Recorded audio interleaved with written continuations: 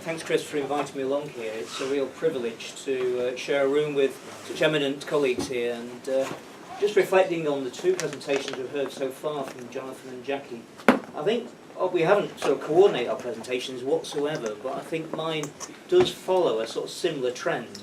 Perhaps not on the same song, but maybe on the same album, if you like. If they still do albums, I don't know if that's maybe showing my age there, really. My name is Andy Ross. I work for John Moores University. I'm an academic who's been in the industry for probably around about almost 30 years. I was worked as an economist in construction, first of all, then came into the university. And I was wondering about that transition from industry into academia, and listening to Jonathan and Jackie, I think we're entering almost a golden age of collaboration between industry and academia. When I first started, I would go to the ARCON conferences, the CIB conferences, and there'd be a lot of ephemeral research, but not a great deal of it applied.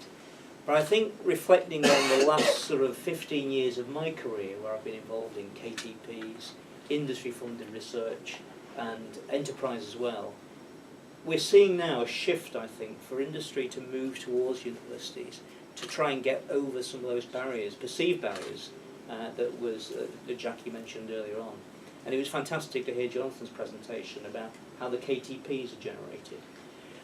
My presentation today is about something else. It's about something called an ERDF, European Regional Development Fund project at the university. And I'm going to try and go to how we can transfer some of our expertise in the area of construction management and procurement into this sort of new world. And it was only really when I was reflecting on after Grenfell, and I was listening to all the reports in the media, I didn't hear one academic talking about project management, design governance, issues about compliance and building regulations. And I just thought, well, maybe there's a bit of a disconnect. Despite all these aspects which are trying to connect us together, there's a bit of a disconnect between our research and that research within industry. So let me just try and tell you a little bit about our future energy project here. Future energy, massive market, worth billions in the UK, but it's a failing market, and it's a failing market through a whole range of different aspects. We're seeing that, I'll move on to that failing market.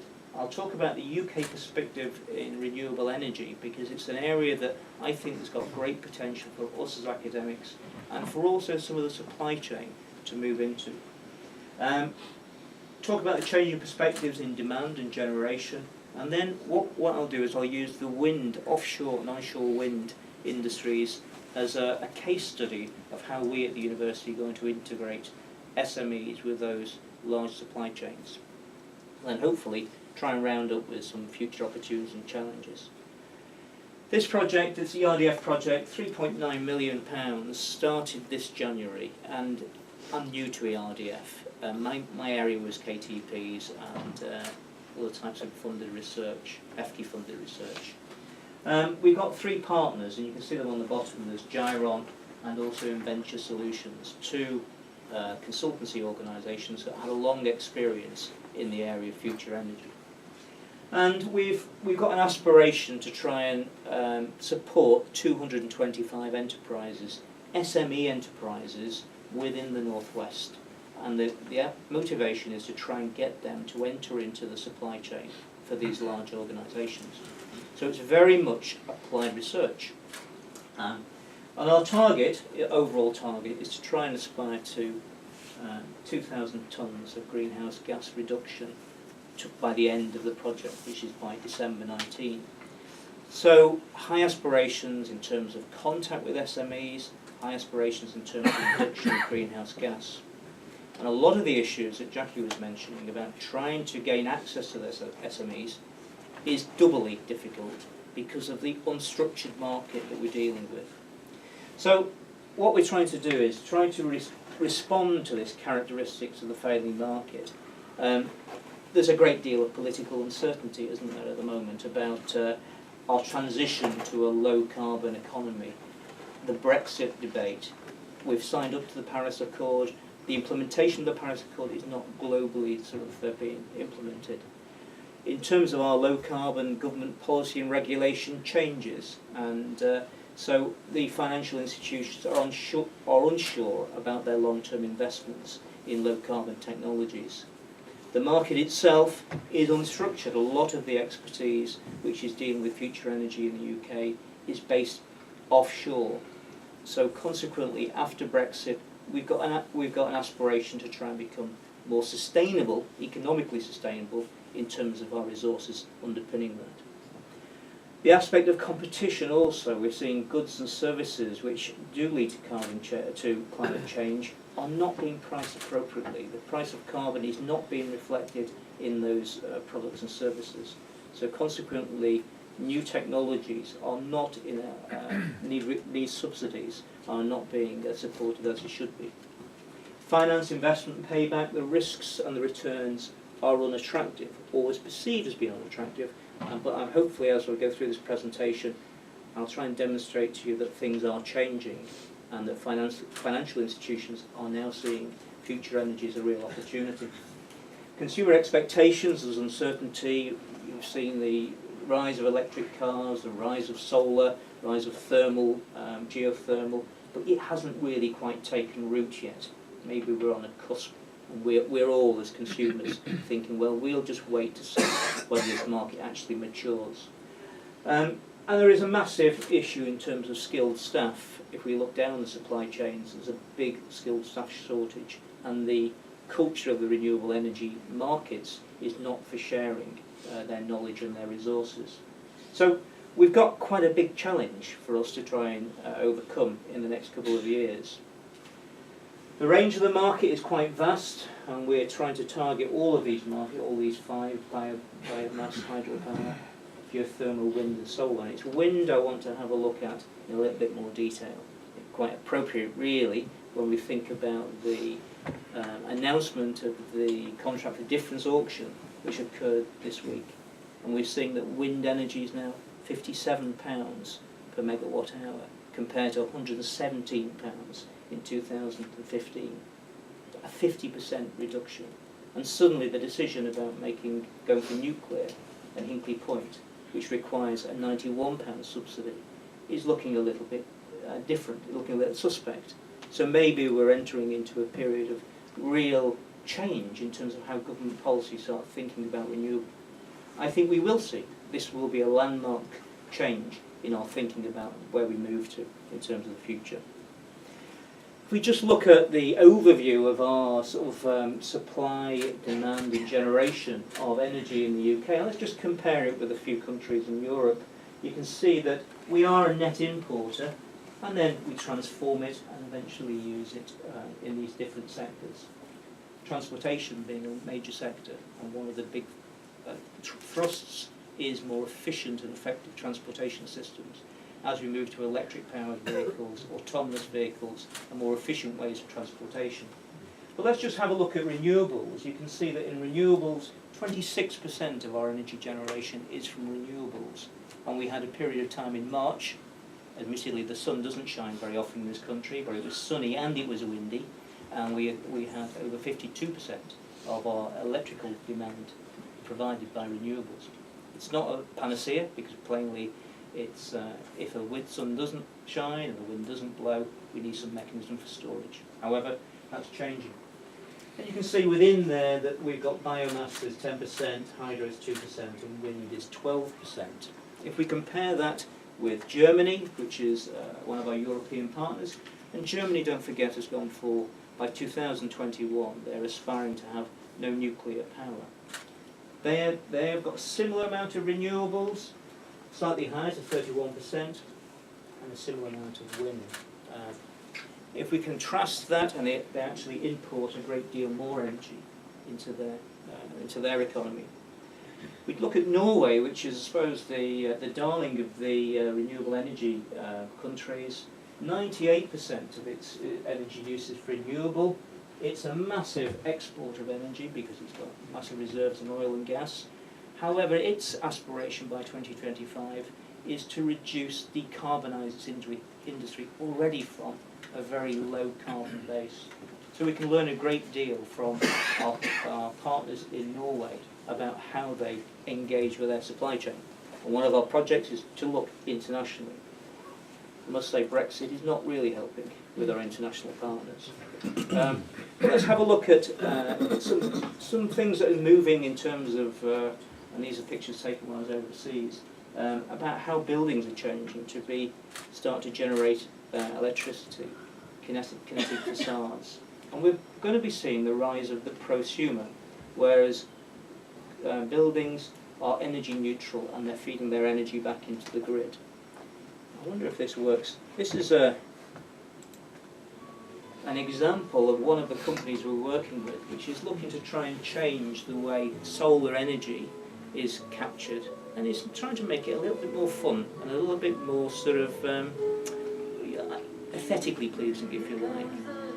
So this is an example where they've maximised solar energy and incorporated it into projects. So we're seeing great innovations, aren't we, in the way that technology is being used.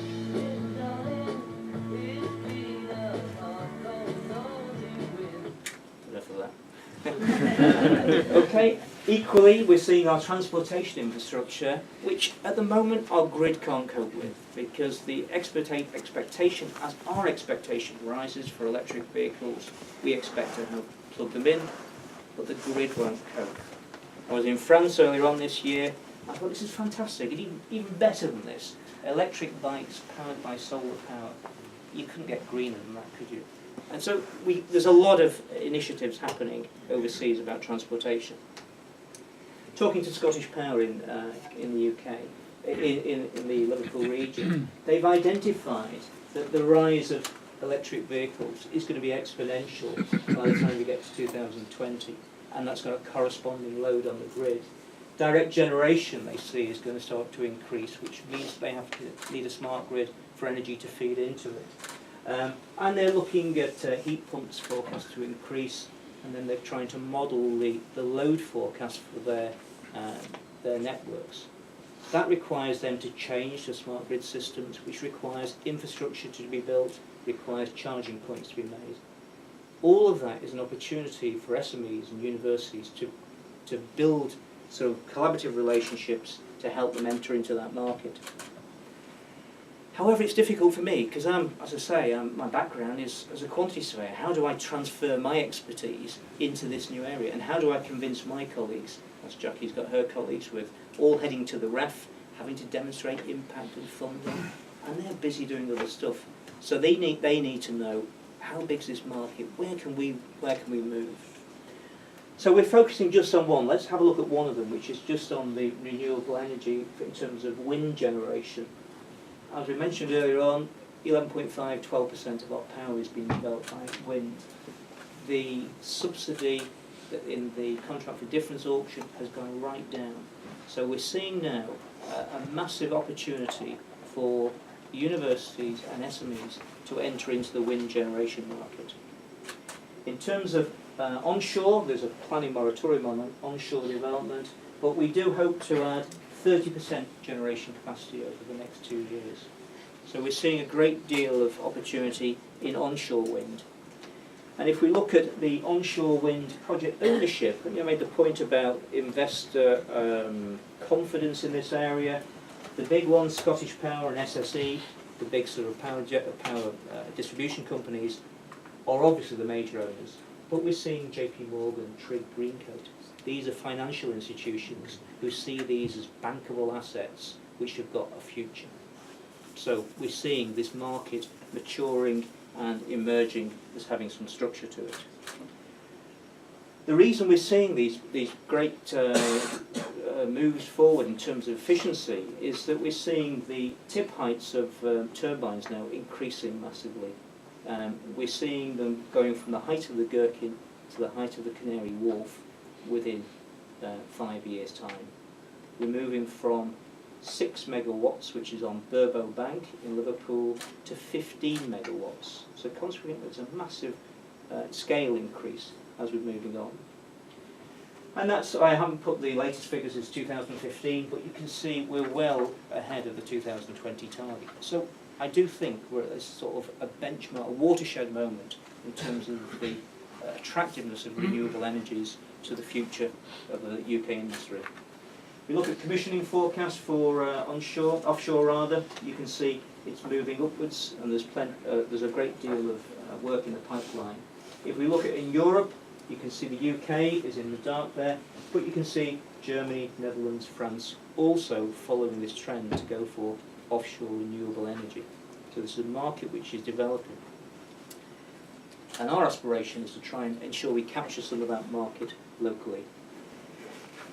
This is a 6 megawatt turbine generator that was used off the Burbo Bank development in Liverpool. You can get a sense of the size of this. We're moving towards something which has got 3 times the capacity of this. The difficulty we have in trying to engage with SMEs is plainly they won't be a first tier supplier like Siemens. We may well be able to get to the second or third tier suppliers.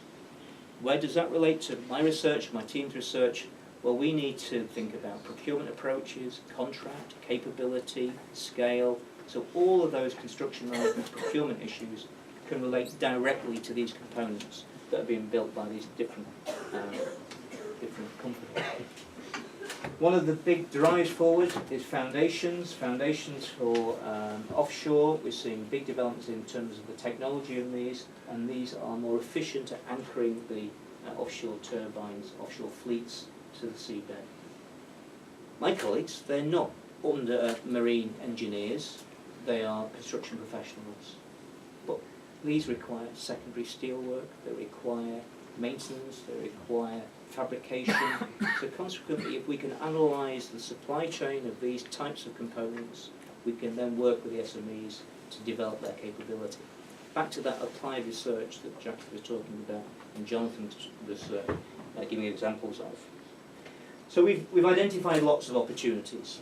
This is just for offshore wind that the research team are working on. Each one of these will have a particular structure. Each one of these will have procurement approaches and barriers. And hopefully we're going to be in a position to have an impact on that.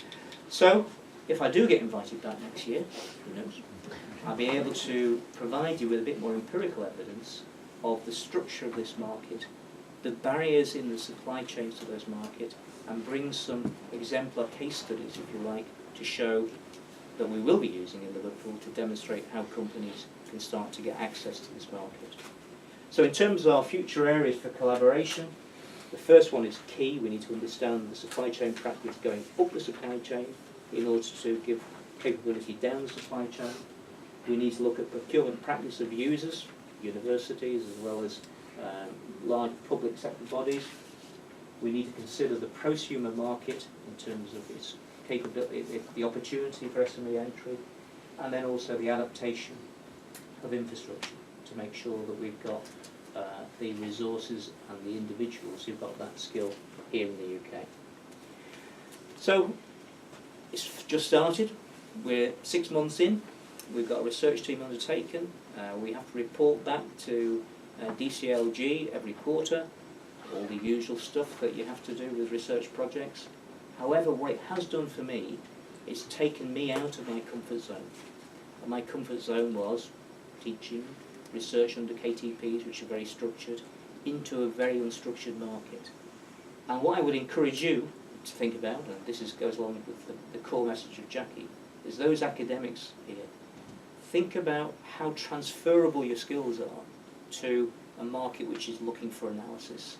And those industrialists who are here, think about new opportunities in this sector and perhaps look at the universities and how they can give you support to move into that sector. Thank you, Andy.